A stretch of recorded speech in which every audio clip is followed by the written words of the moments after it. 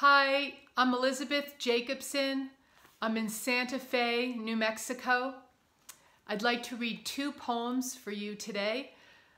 The first one is from my most recent collection, Not Into the Blossoms and Not Into the Air. It's called Curator of Insects. I started asking questions about how human bodies held together. Already I was a certain age and not seeing any usual patterns. My mind had become fuzzier, mirroring the now fuzzier vision of my eyes. I read about Hymenoptera vision, how paper wasps and honeybees can remember the characteristics of a human face. And since a dragonfly had remembered me, I knew that this was true for them as well. Some insects live only a few hours or a few weeks, 30 days for a fruit fly, 2 months for a horsefly. I saw the age of the body might never again match the stretch of its will.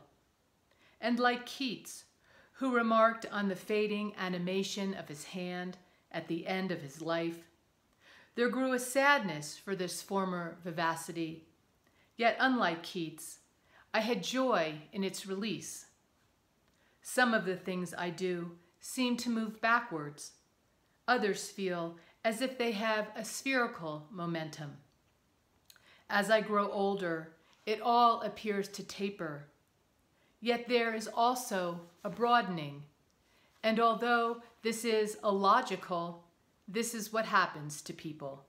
The dropping away leaves space, which quickly floods with small things, like blue-eyed dragonfly in flight, facing me in the early morning, or saving an ant from drowning in a puddle of warm rainwater.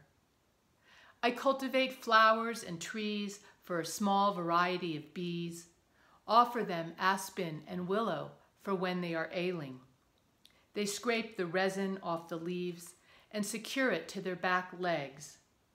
A box elderbug has been resting on the base of the desk lamp for days, his tender black limbs secured around the cord. He is close to death and waiting. All my life, I tell him, I have been told I should not see the things I see, the way I see them. It is too late for all that now. He turns his head and thorax toward my voice, his opaque bead eyes red with inquiry. And the next poem I'd like to read for you is a newer poem. And sorry, I can just hit the base of this tripod 2 times. Okay. We've just had a lot of snow here, and so I thought this would be a good poem to read. It's called Canyon Road, and that's the name of the road that I live on, Canyon Road. Driving on black ice, I braked too hard, spun into a 360, and then 2 more. Like a boom of a sailboat, the back of the car slammed a dog. In the midnight darkness, I got out to find a coyote, his abdomen torn open. The canine held my gaze as I cradled his head, one palm above his brow, the other on his snout, and hugged him to my thigh until the chasm of his breath closed. An aloneness, not loneliness, came from the animal. Yellow flecks inside his eyes flashed for an instant before they turned to ice. I tucked the coyote's cooling body under pine brush, covered it with snow. Nothing is made less by dying.